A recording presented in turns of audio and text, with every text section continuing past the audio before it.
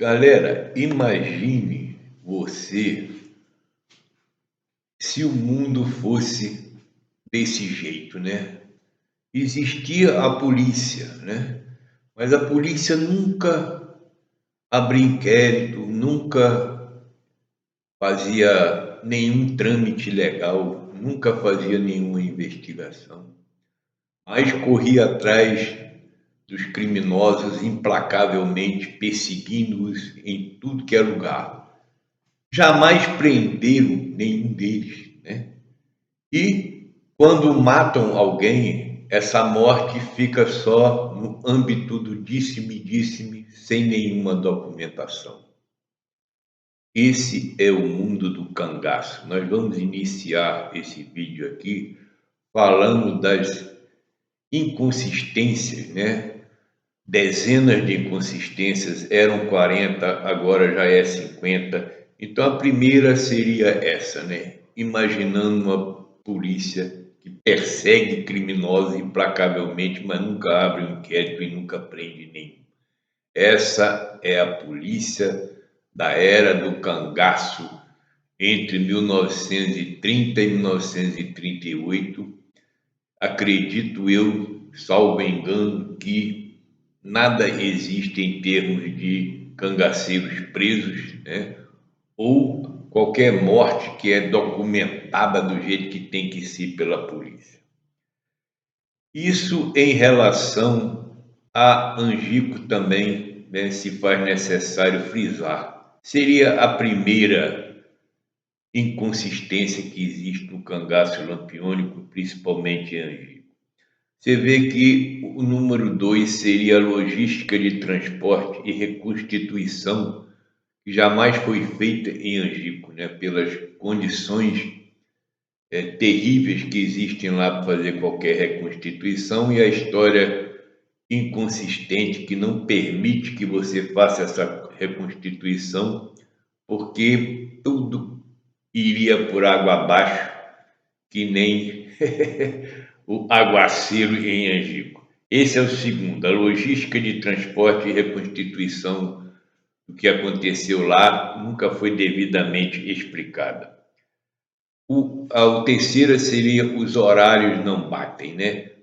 Bezerra diz na sua entrevista no dia 26 de 6 de 1957 que ele saiu de Pedra de Delmiro de caminhão ao anoitecer, que seria mais ou menos 5h30, seria o anoitecer naquela época, e não tinha lua, né? E ele sai de caminhão e faz esse trajeto, Pedra de Delmiro até Piranhas, em meia hora, 40 minutos. Uma coisa inacreditável que não daria para fazer naquela época, mas nem fudendo, né? E os horários da invasão, ele diz que reuniu o grupo ali antes do ataque em si, às 3h30 da manhã, dizendo para o grupo que daqui a meia hora resolveria o problema. O sol nasce naquele dia, naquela região às 5h30, então ele fez essa incursão numa escuridão total, visto que a lua naquela noite estava, primeiro dia de lua nova, sem nenhuma iluminação. A terceira ou quarta é que apenas um grupo, né, deu depoimento sobre Angico. Esse grupo é o grupo que se entregou em Jeremoabo, né? Foi o grupo que fugiu da fazenda Cuiabá para a fazenda Cuiabá depois da batalha lá, e esse grupo, né, não tinha antecedentes criminais, nenhum deles, nunca foram criminosos. Então só aí nós já temos uma cacetada de incongruência. Aí apenas, ok, aí você vê os volantes que deram entrevista, né? Não existe nenhuma ficha de entrada e saída da corporação, né? Aí vão dizer, não, tinha policiais que eram contratados e não eram efetivos. Galera, isso aí é muito estranho também, porque os contratados, quem eram esses contratados? Eram mercenários, eram pistoleiros, eram jagunços, né? Se eles não tinham nenhuma ligação, né, jurídica ou legal com a polícia, isso aí é uma coisa inadmissível, né? Como é que você vai colocar uma pessoa que não é um policial para contar sobre a história de Angico, para, né, falar a verdade, né? Se ele é contratado, ele vai falar aquilo que foi contratado para fazer ou para falar e não vai ter nenhuma independência, assim como o policial que é do efetivo também não. Eles vão falar e dizer o que o comando manda, né? Aí a gente vê, são cangaceiros que se entregaram lá, terríveis, mas que não têm nenhum crime nas costas. Aí a sexta, o sétimo, sei lá o quê, são tantas que eu me perco na numeração, né? Vai me perdoar, eu só estou falando uma atrás da outra aqui. Aí você vai perguntar, João Bezerra, nessa mesma entrevista, fala em chuva torrencial e os especialistas pesquisadores falam em garoa. Então, qual dos dois? Isso é outra inconsistência. Ou choveu torrencialmente, conforme diz os dois líderes da invasão, Ferreira de Melo e Bezerra, ou foi uma garoa, conforme diz os aderbalistas, os amauristas e os amadoristas, né? Eles são amadores e não se preocupam em fazer nenhuma comparação ou caçar inconsistências que nem a gente faz aqui. A lua cheia ou lua nova, né? A Mauri diz que a lua era cheia porque estava iluminando a varanda da casa de Pedro de Cândido no dia que ele foi torturar o Pedro para ele falar onde estava o Lampião. E a fase da lua nesse dia está amplamente documentada como sendo o primeiro dia da lua nova, quer dizer, outra inconsistência, né?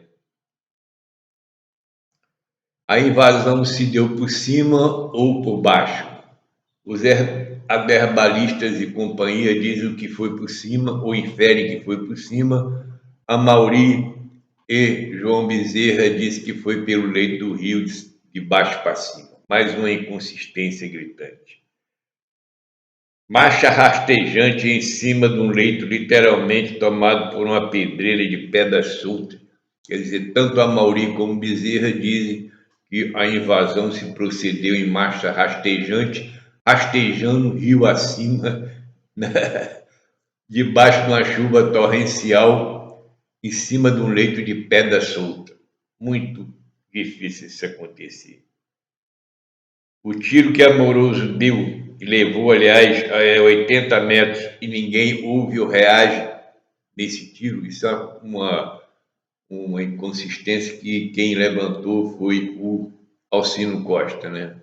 Realmente, se você vai ouvir um tiro a 80 metros, né, ali naquela anfiteatro de Angico, ia ser um estrondo total e você ia ficar inerte que nem Lampião tomando um café enquanto o primeiro tirambaço sai e ele não toma nenhuma atitude.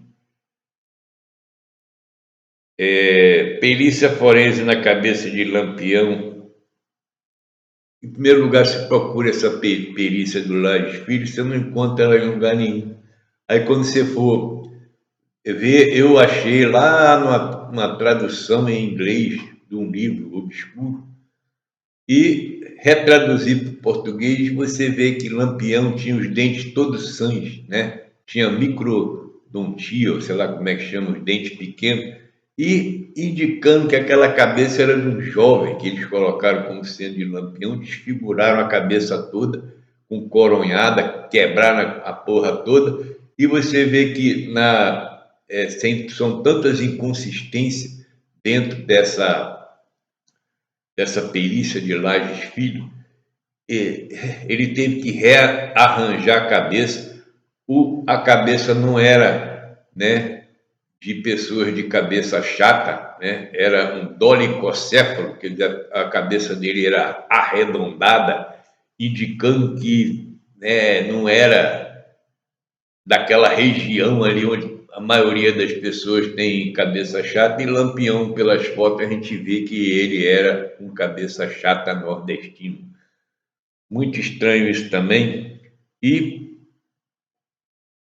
o Lages Filho também fala que o nariz de Lampião, da cabeça do suposto Lampião, tinha marca de óculos, mas você vai ver o nariz foi quebrado. Como é que ele vai saber? Quer dizer, a marca de óculos é o quê?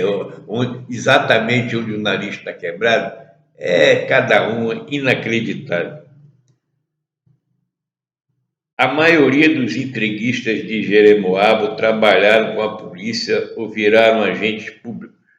Balão entrega atividade, né? Pancada, não, balão entrega um outro cangaceiro, acho que não lembro quem, e o pancada entrega atividade. Ó, Zé Sereno, 25, e Barreira, todos se tornam funcionários públicos exemplares. Isso aí já é uma inconsistência. Onde você já se viu, né? Bandoleiros terríveis, facínoras, virarem funcionários públicos? Isso é porque eles prestaram algum serviço ao Estado, né? E foram agraciados com essa moleza, que é muito difícil qualquer pessoa, né, passar por um concurso público, mas esses cabras da peste entraram direto indicando que eles já eram, né, policiais, já eram enfronhados dentro do serviço público de um jeito ou de outro, ou da segurança pública. Sila, que é uma entreguista e uma testemunha-chave do que aconteceu em Angico, não consta na foto de entrega. A única foto dela no cangaço é uma montagem, né? É uma montagem. Você vê que a cara dela não é a cara de uma menina de 14, 15 anos, ela já tem uma cara de um adulto.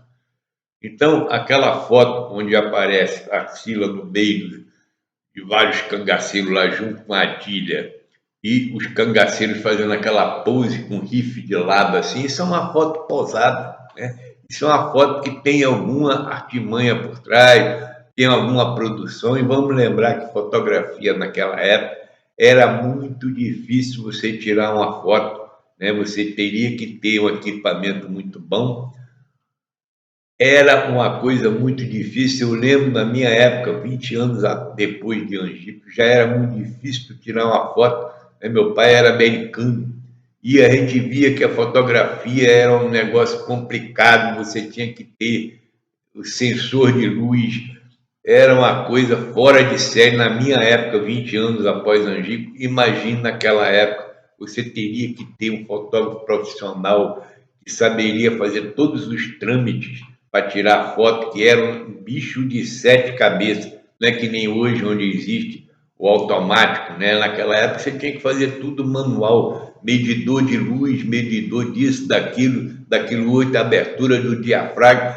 você tinha que saber tudo isso, né? Então essas fotos que são do Benjamin Abrão, essas fotos que aparecem como sendo de cangaceiros, são fotos posadas e não fotos espontâneas, o que indica que foi tudo uma produção e, por que não dizer, uma armação. Galera, vou parar por aqui nessa primeira leva de inconsistências e incongruências, e tem muito mais, dezenas delas mais.